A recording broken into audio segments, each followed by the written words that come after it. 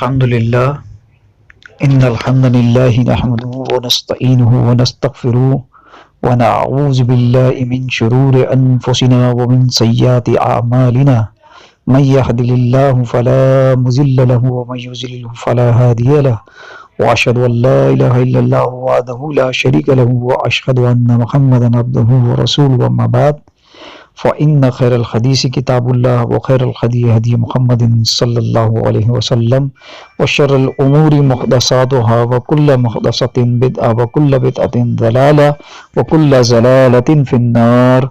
اللهم صل على محمد وعلى آل محمد كما صليت على إبراهيم وعلى آل إبراهيم إنك حميد مجيد.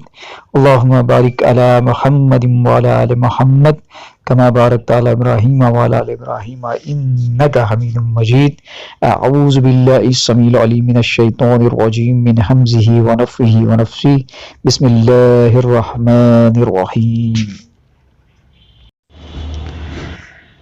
قرآن مجید میں اللہ تعالیٰ فرماتا ہے الا بذکر اللہ تطمئن القلوب.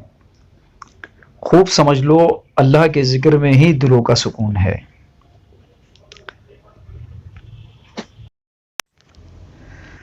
حضرت ابو ہریرہ رضی اللہ تعالیٰ عنہ روایت کرتے ہیں کہ رسول کریم صلی اللہ علیہ وسلم نے فرمایا اللہ تعالیٰ کے کتنے ہی فرشتے مسلمانوں کے مسلمین کے راستوں پر پھرتے ہیں اور ذکر کرنے والوں کو ڈھونڈتے ہیں تاکہ ان سے ملیں، ان کا ذکر سنیں.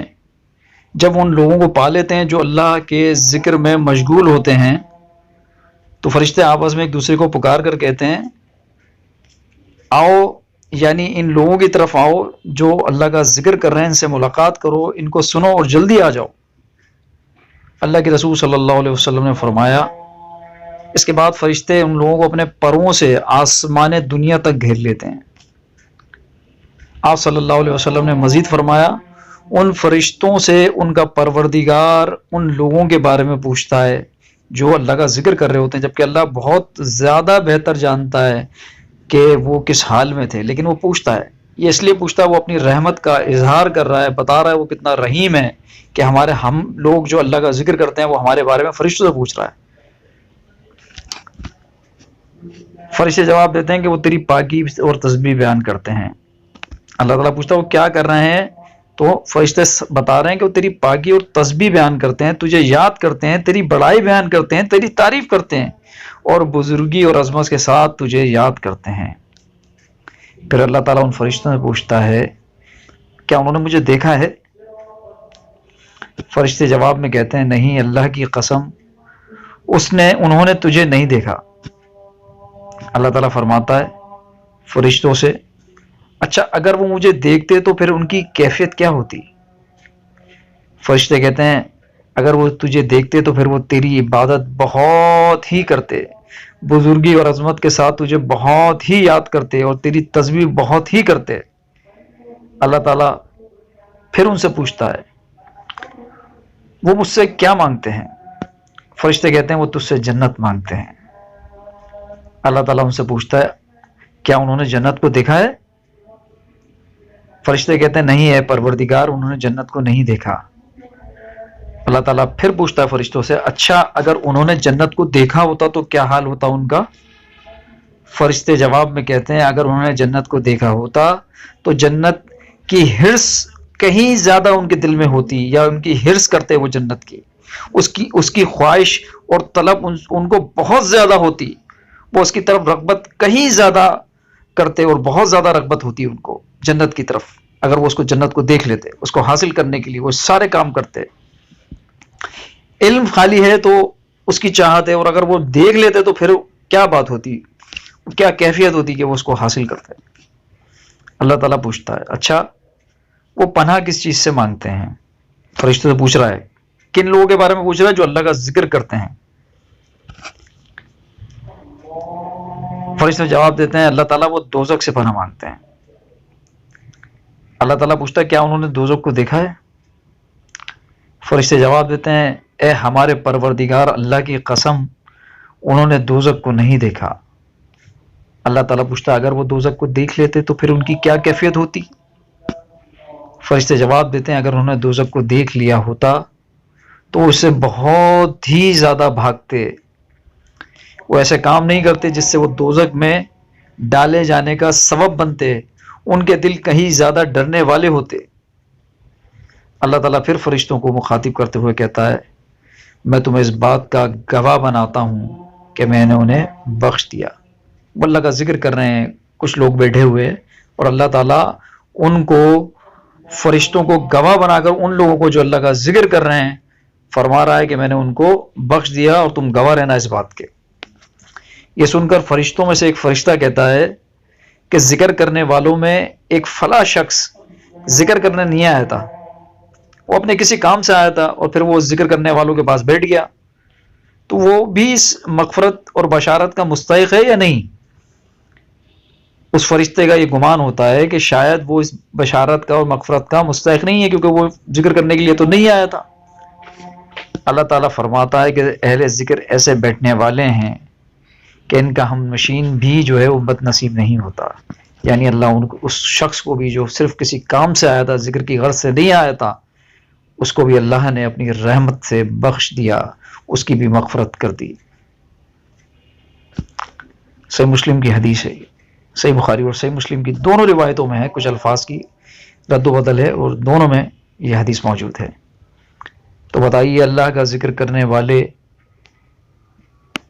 اللہ تعالیٰ ان کو خوشخبریاں سنا رہا ہے، اللہ تعالیٰ اس چیز کی جو اللہ کا ذکر کر رہے ہیں وہ لوگ اہمیت کو اجاگر کرنے کے لیے سوال جواب کر رہا ہے، جبکہ اللہ تعالیٰ تو بخوبی جانتا ہے۔ اللہ تعالیٰ کو تو جو پتا درخت سے گرتا ہے، گرنے سے پہلے پتا ہوتا ہے کہ یہ پتا اس درخت سے گرنے والا ہے، اور جب وہ گر جاتا ہے اس کو بھی جانتا ہے۔ وہ تو ذرے ذرے کو جانتا ہے کیونکہ پوری کائنات کا مالک ہے، پوری کائنات اسی نے بنائی ہے، اسی کا حکم چلتا ہے۔ اس کا کہہ دینا کافی ہے کہ وہ اگر کہہ دے کسی چیز کے لیے، کسی کام کے لیے، تو وہ ہو جاتا ہے۔ اگر وہ کہتے ہو جا تو ہو جاتا ہے، اس میں اتنی جرت نہیں ہے کہ وہ اس کام سے انکار کر دے۔ تو ذکر کیجیے اللہ کا۔ اللہ کے رسول صلی اللہ علیہ وسلم فرماتے ہیں، ابو ذر رضی اللہ تعالیٰ عنہ روایت کرتے ہیں اس حدیث کو، صحیح مسلم کی حدیث ہے۔ اللہ تعالیٰ فرماتا ہے، اللہ کے رسول صلی اللہ علیہ وسلم نے فرمایا کہ اللہ تعالیٰ فرماتا ہے جو شخص ایک نیکی کرتا ہے اس کو میں 10 نیکیوں کے برابر، یعنی جس طرح کی وہ ایک نیکی کرتا ہے اسی جیسی 10 نیکیوں کے برابر ثواب دیتا ہوں، اور اس سے زیادہ بھی کر دیتا ہوں جس کے لیے چاہتا ہوں، اور 700 گنا تک لے جاتا ہوں اور اس سے بھی زیادہ ثواب دیتا ہوں جس کے لیے چاہتا ہوں۔ جو شخص کوئی برائی کرتا ہے اللہ تعالیٰ فرماتا ہے اس کو اسی برائی کے برابر سزا ملتی ہے، اور اگر چاہتا ہوں تو اسے معاف بھی کر دیتا ہوں۔ جو شخص اطاعت اور فرما برداری کے ذریعے ایک بالش میری طرف آتا ہے، اللہ تعالیٰ فرما رہا ہے اللہ کے احکامات جو قرآن مجید میں ہیں، جو آپ صلی اللہ علیہ وسلم نے احادیث میں بتائے ہیں، ان کے مطابق اللہ کی طرف جب وہ آتا ہے تو اللہ ایک گز اس کی طرف آتا ہے، وہ ایک بالش آتا ہے، اللہ ایک گز اس کی طرف آتا ہے۔ اللہ تعالیٰ مزید فرماتا ہے جو شخص میری طرف ایک گز آتا ہے، یعنی ایک بالش سے بڑھ جاتا ہے اور ایک گز آتا ہے، تو میں اس کی جانب دونوں ہاتھوں کو پھیلانے کے برابر آتا ہوں۔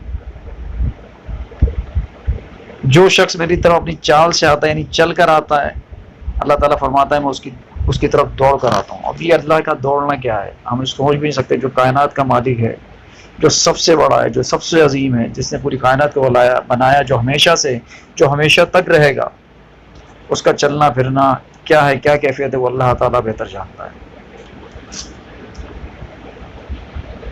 اللہ تعالیٰ اس کی طرف دوڑ کر آتا ہے جو چل کر اللہ کی طرف جاتا ہے، اور اللہ تعالیٰ فرماتا ہے جو شخص زمین کے برابر بھی گناہ لے کر مجھ سے ملے گا، پوری زمین جو ہے نا اس کے برابر بھی گناہ لے کر مجھ سے ملے گا، لیکن اس نے میرے ساتھ شرک نہ کیا ہو، شرک میں مبتلا نہ ہو، تو اگر میں چاہوں گا تو اس کو زمین کے برابر ہی مغفرت عطا کر دوں گا۔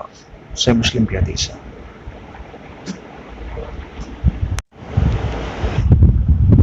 حضرت ابو موسیٰ رضی اللہ تعالیٰ عنہ فرماتے ہیں کہ اللہ کے رسول صلی اللہ علیہ وسلم نے فرمایا جو شخص اپنے پروردگار کو یاد کرتا ہے اور جو شخص اپنے پروردگار کو یاد نہیں کرتا، ان دونوں کی مثال ایسی ہے جیسے زندہ اور مردہ۔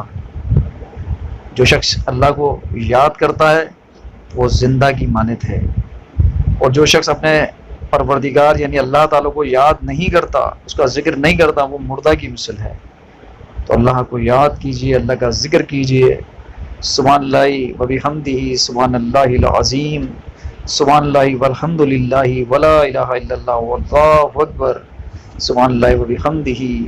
یہ ساری ایسی تسبیحات ہیں جن کو پڑھنے سے سوائے اجر کے اور کوئی ایسی چیز نہیں ہے جو آپ کو ملنی ہے۔ آپ کے نامہ اعمال میں نیکیاں بڑھ جائیں گی۔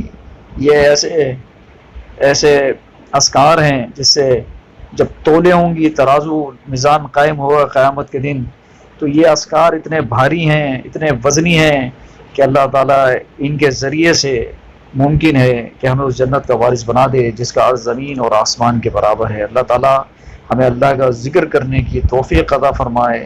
اللہ تعالیٰ ہمیں نیک صالح متقی پرہیزگار بنائے۔ اللہ ہمیں اس جنتوں کا وارث بنا دے جس کے نیچے نہریں بہہ رہی ہیں۔ اقول قولی ھذا لی ولکم، استغفر اللہ استغفر اللہ استغفر اللہ۔